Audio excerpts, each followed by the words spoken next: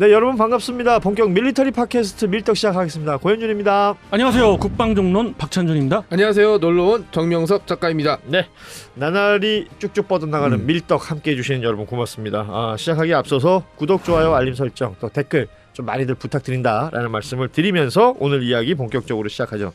오늘은 탑3. 네, 탑3도 이제 해야 될 시간이네요. 우리가 이제 순위 매기는 거에 이제 점점 재미를 붙여가고 그렇죠. 있고요. 네. 조회수들을 쭉 검색해 보면 탑3가 잘 납니다. 아, 그래요? 예.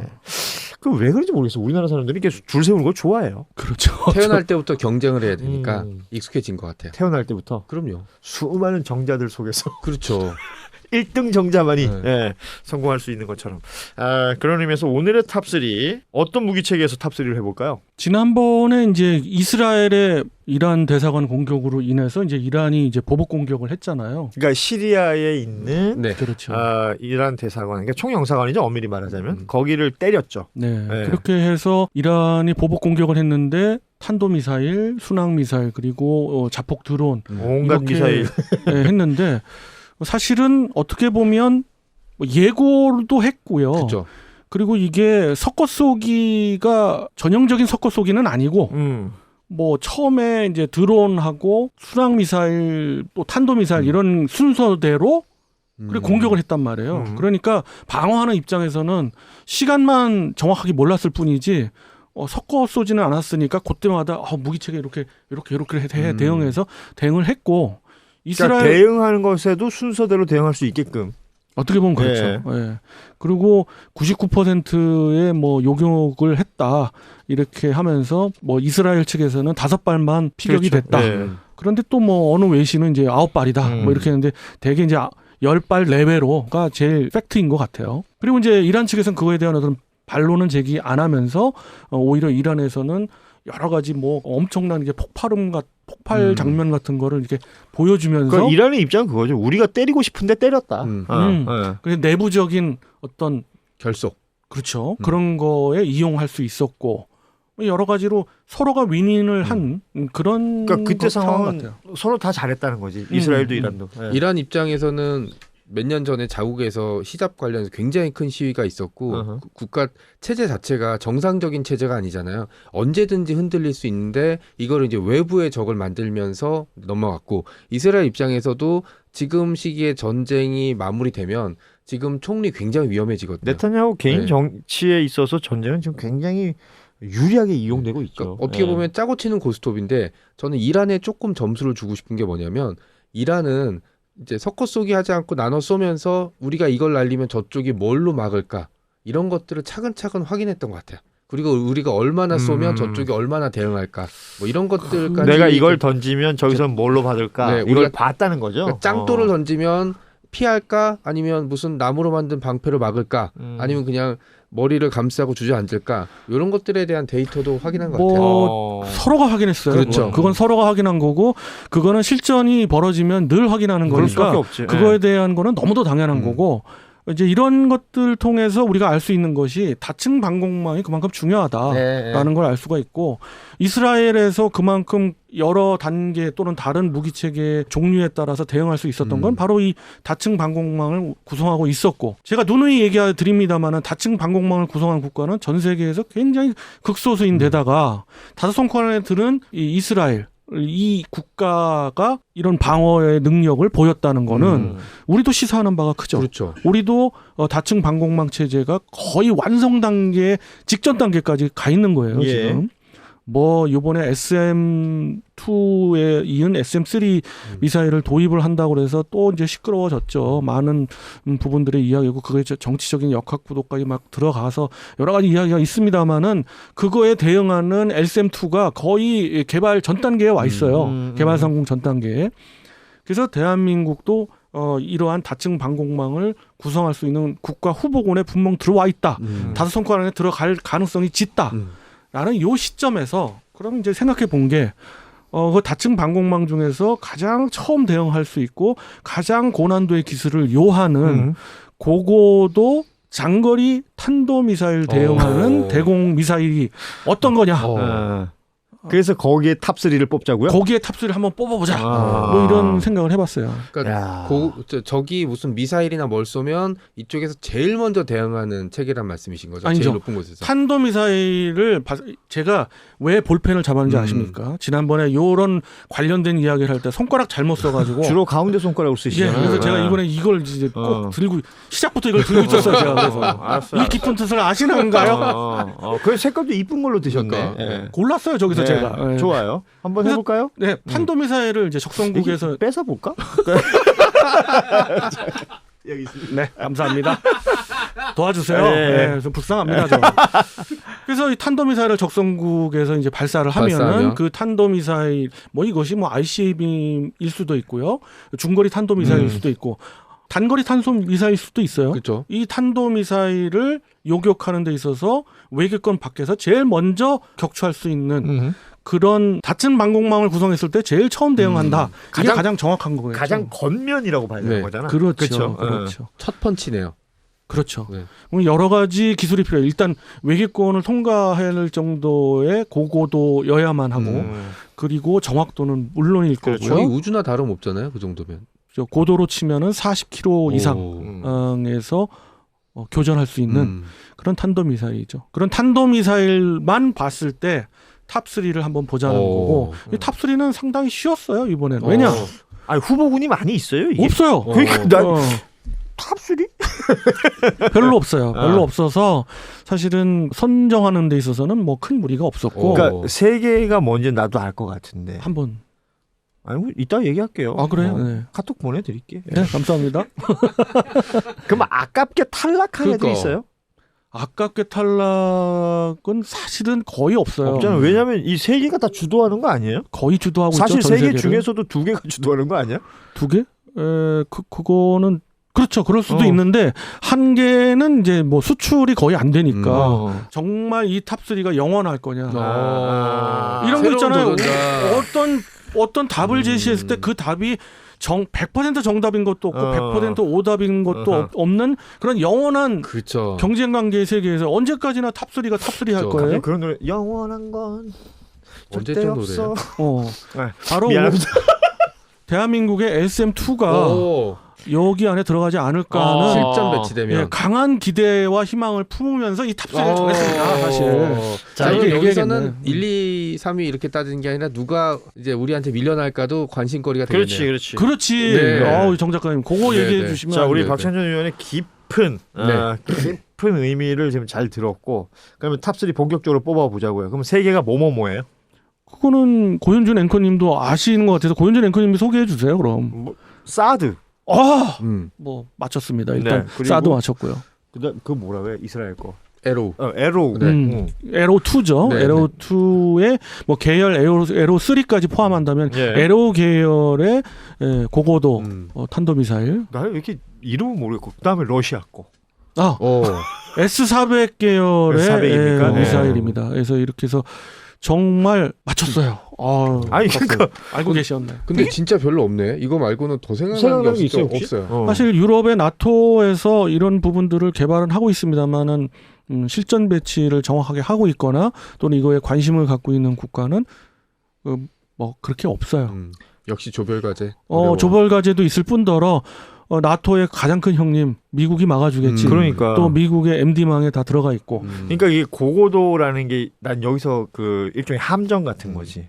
고고도가 필요한 나라가 몇 없어 따지고 보면. 그렇죠. 그러니까 나토 같은 경우는 제일 껍데기니까 미국이 막아주고 자기들은 그 안에서 놀면 그죠. 되는 거 아니에요? 그렇게 되어 왔었죠. 지금까지는.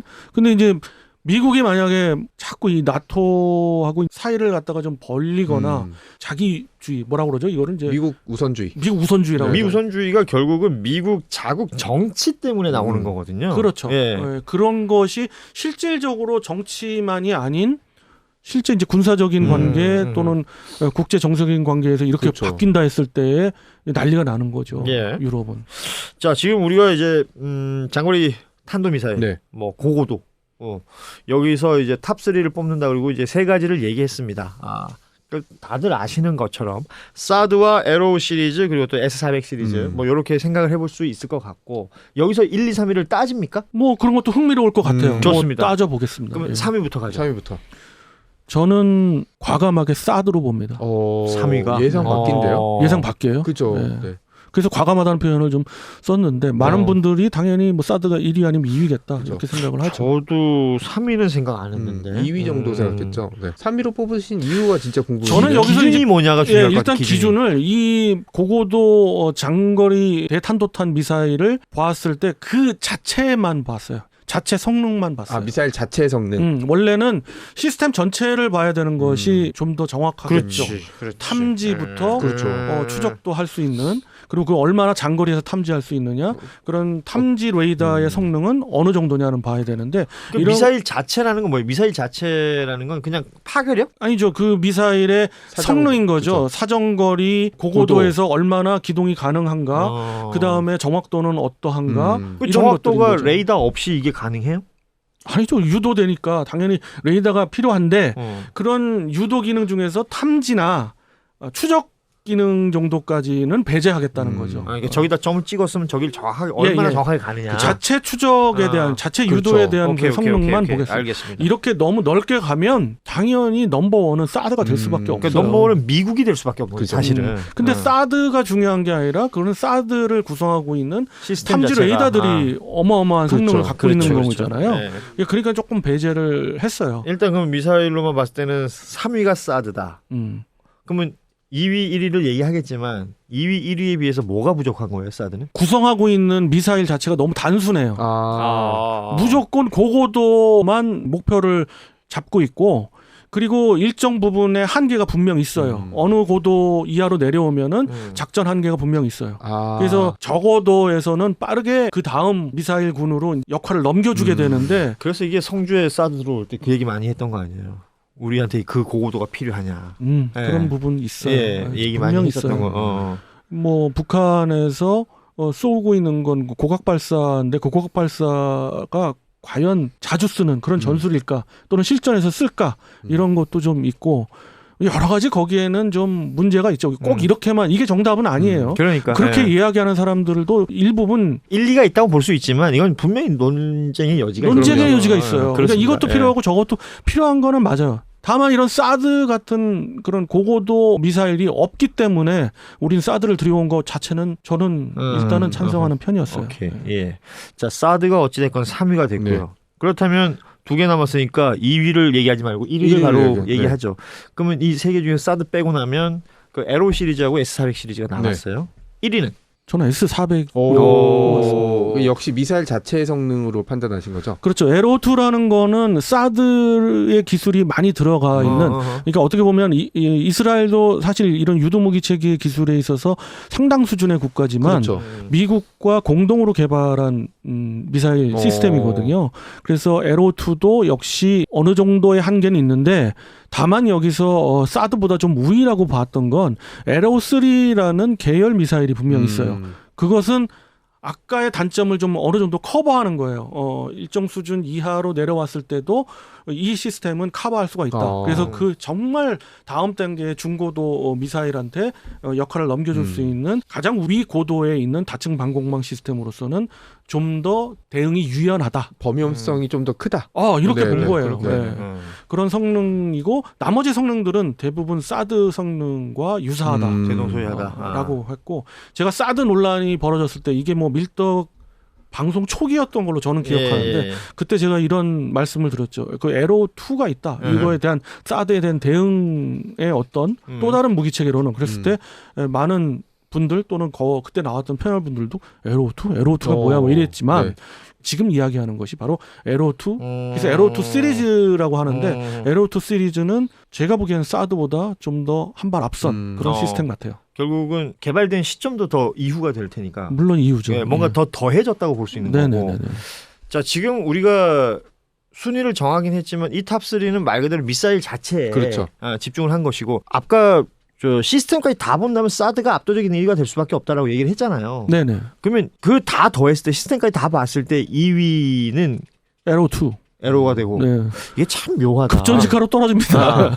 S-400은. 그러니까 미사일 자체로는 굉장한 의미가 있고 위력이 있지만 결국 이게 시스템하고 떨어뜨려서 생각하기는 어려운 거잖아요. 결국은. 맞습니다. S-400 시리즈에서 가장 큰 단점은 바로 그 하부를 구성하고 있는 시스템들이 너무 복잡해요. 이게 복잡하다고. 네, 그럴 수밖에 없는 게 단순한 고고도 대응 미사일이 아니에요.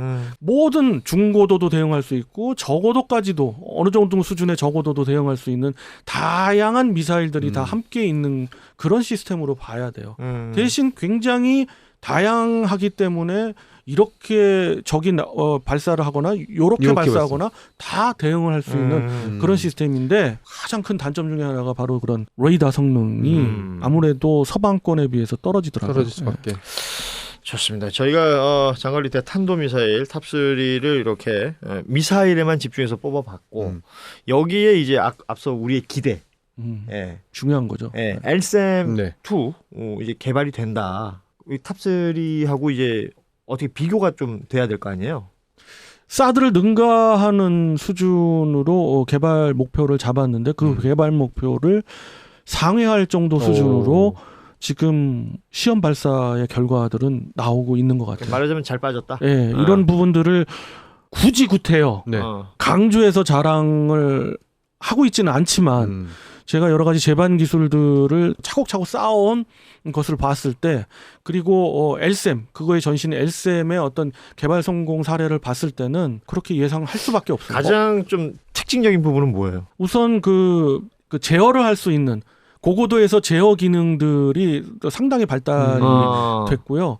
우리만의 어떤 특징으로 볼 수 있는데 개발을 할 때 굉장히 주도 면밀하면서도 계속 단계를 밟아가는 그러니까 진심을 담은 개발이 있는 것 같아요. 이게 전혀 국뽕은 아니고요. 다른 국가에서는 물론 그렇게 하겠습니다만은 그 부분을 더 강조하는 것 같아요. 더 꼼꼼하게, 단계로. 더 꼼꼼하게. 그래서 제반 기술들을 확실하게 쌓아 올라가서 나중에 종합적인 그런 무기 체계가 되는 그런 형태를 많이 띄어요. 이런 우리가 개발할 때 그런 면에서 아주 모범 케이스로 지금까지 다가오고 있는 게 LSAM-2였어요. 다만 그 시기가 지금 당장 필요한데 아직은 이제 배치 개발도 안 돼 있고 배치 전이기 때문에 그렇긴 하고 그런 아쉬움이 있습니다만은 2030년 이후에 만약에 이 미사일이 배치된다면 우리는 다층 방공망을 우리 스스로 우리가 개발한 무기 체계로 완비할 수 있는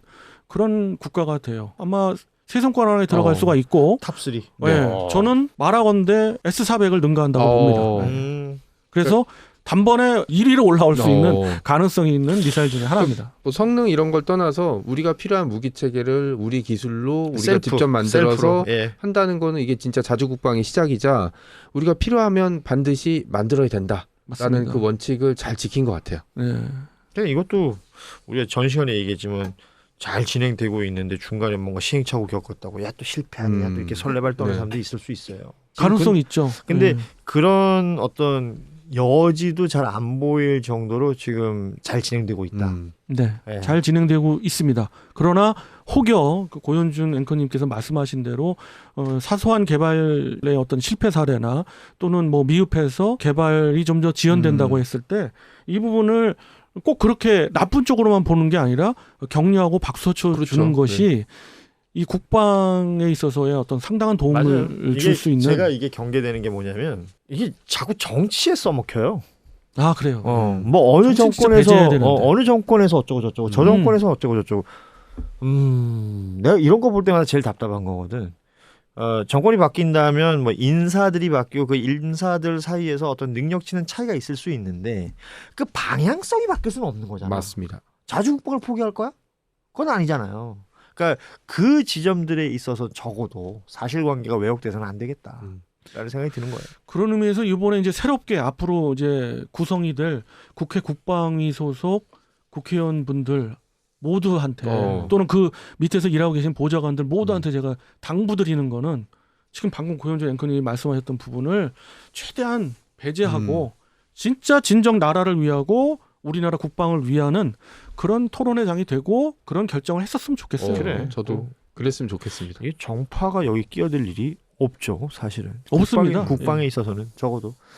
자, 오늘 저희 밀떡 이게 탑3 시리즈를 계속 진행을 하고 있는데 여러분이 궁금한 탑3가 있을 수 있잖아요. 네네. 그런 것들 좀 댓글로 달아주시면 좋을 것 같아요. 네. 네. 제가 댓글 리뷰를 안 하니까 안 본다고 생각을 하실 수는 아닙니다. 있는데 제가 봅니다. 아주 봅니다. 그렇죠. 아주 봅니다. 예, 꼼꼼하게 보니까요. 여러분의 소중한 의견 보내주시면 고맙겠습니다. 야, 난 이런 게 탑3가 궁금해. 라는 게 있으시다면 혹은 내 생각은 이런데 당신들 생각은 어떻습니까? 라고 제안하실 수도 있는 거니까요. 많이들 참여해 주시기 바랍니다. 오늘은 여기서 인사드리고요. 다음 시간에 뵙겠습니다. 고맙습니다. 안녕. 안녕히 계세요.